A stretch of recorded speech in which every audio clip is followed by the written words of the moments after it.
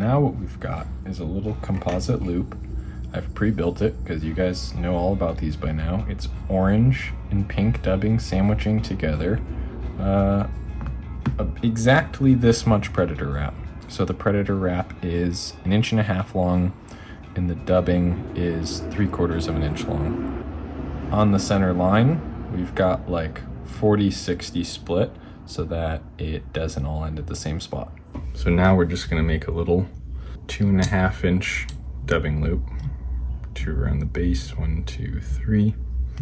Aquafly's dubbing spinner, get this with the link in the description. Help support the channel and get yourself a dubbing spinner that you deserve.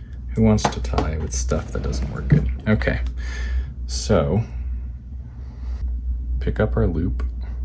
I just try and get under kind of first, pinch the middle, boom, there we go. Goes in and capture it the same way you built it.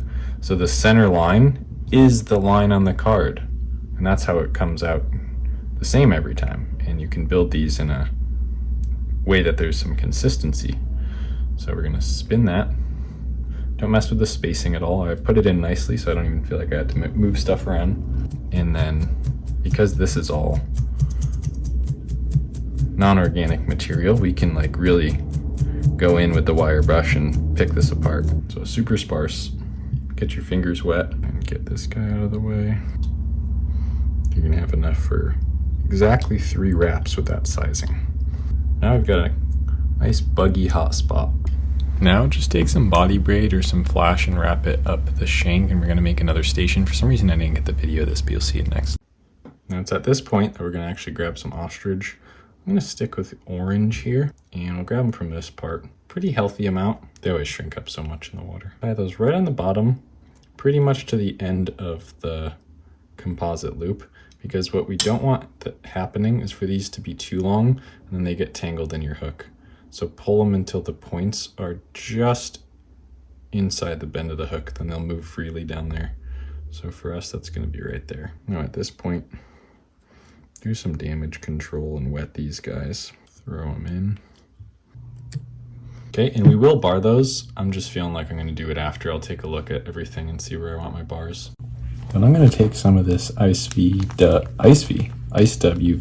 Calabaris. Go ahead and we'll start there. Get it in half. Keep grabbing the long stuff. I'm not literally going in half, I'm just grabbing the long stuff that's hanging off the edge. That's kind of the art to this part. See, that's too long, so like we took it off, but now there's something that kind of got pulled out. You just keep doing that and stacking it back on itself, and then go to the other side. This is part of like creating better composite loops, is this part right here. So then now I have this perfect little scrim, I believe is the word. And that's just half. Played it by ear a little bit, so I'm gonna grab a little bit more to just put on top at the end. Okay, this time around, I'm just gonna go for some clear Predator wrap, and I'll just take like 1/2 inch. So if you cut it by the string, then, I mean, this is kind of a bad example, but typically the ends are all the same, or give or take. I'm gonna take an inch, what did we determine last time? 1.25 inches, and then lay that right over 60/40. And if you notice like you went a little too heavy, just grab one end, thin it out. Like you can slide out evenly. Now we're just throwing our little sandwich on top. Very little sandwich. Trying to keep this super, super sparse. Okay, that's barely visible, but that's good. It's gonna look ghosty. So loopy, bring our thread up to the top. And call me crazy, but I'm not gonna use wax, and that'll help me get this even sparser. Get everything back the way it should be. Again, like 1% improvements over the course of the whole process of tying the fly, and you get really cool stuff. Like just don't let anything slide. If it's messed up, fix it. Because there's no wax, but I did spin it so hard, it's not gonna come out.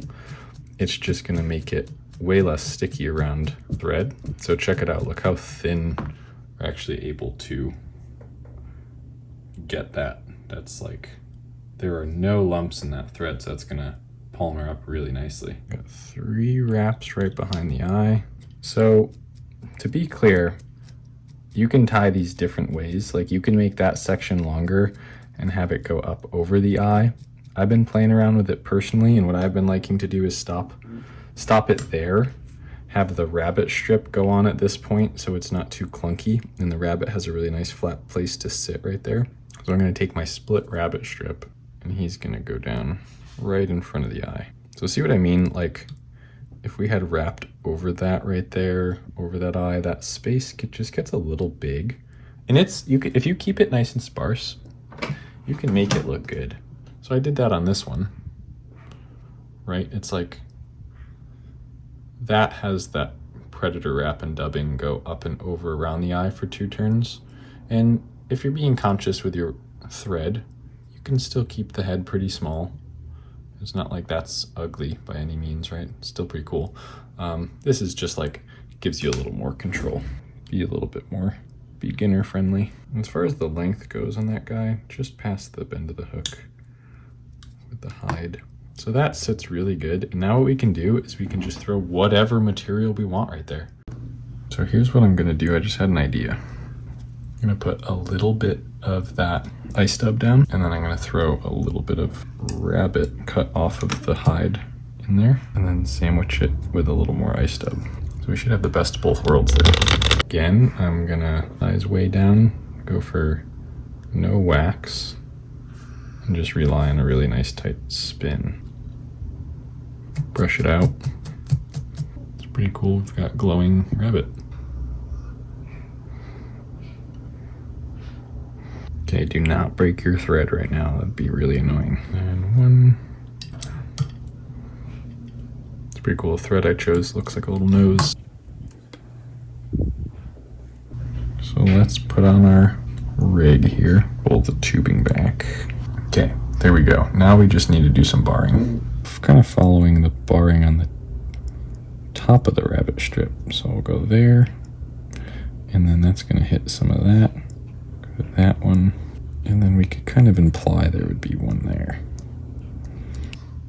There we go. Got some color variations. You could do like a natural tan, a white and orange game. Some variations.